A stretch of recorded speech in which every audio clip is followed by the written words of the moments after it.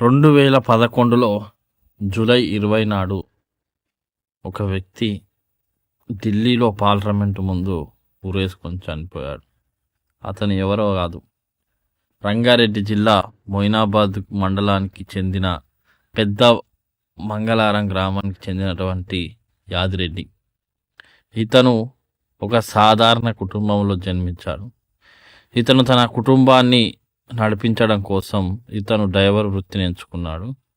ఇతను డ్రైవర్ వృత్తిని చేస్తూ ఇటు సామాజిక అంశాలపైన కూడా అతని ప్రభావం అనేది కొనసాగింది.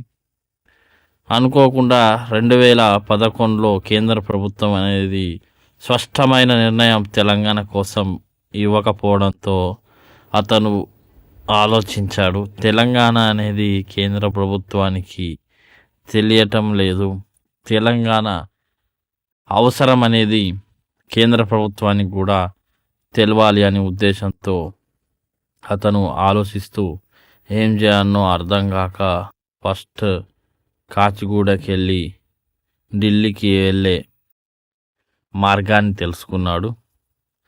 తెల్లారి అతను కాచిగూడ నుండి సంపర్క్ క్రాంతి ఎక్స్ప్రెస్లో టికెట్ తీసుకొని ఢిల్లీకి వెళ్ళాడు. ఢిల్లీకి వెళ్ళిన తర్వాత ఎలాగైనా పార్లమెంటు ముందు మన గానం అనేది వినిపించాలని అతను పార్లమెంటు వెనక ఉన్న ఒక చెట్టుకు ఊరి వేసుకుంటాడు.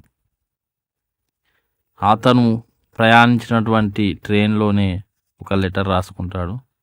ఆ లెటర్లో సుదీర్ఘమైనటువంటి తెలంగాణ అంశాలను చేరుస్తూ తెలంగాణ కోసం అతను వీరమరణం పొందినట్లుగా ఆ లెటర్లో రాస్తాడు.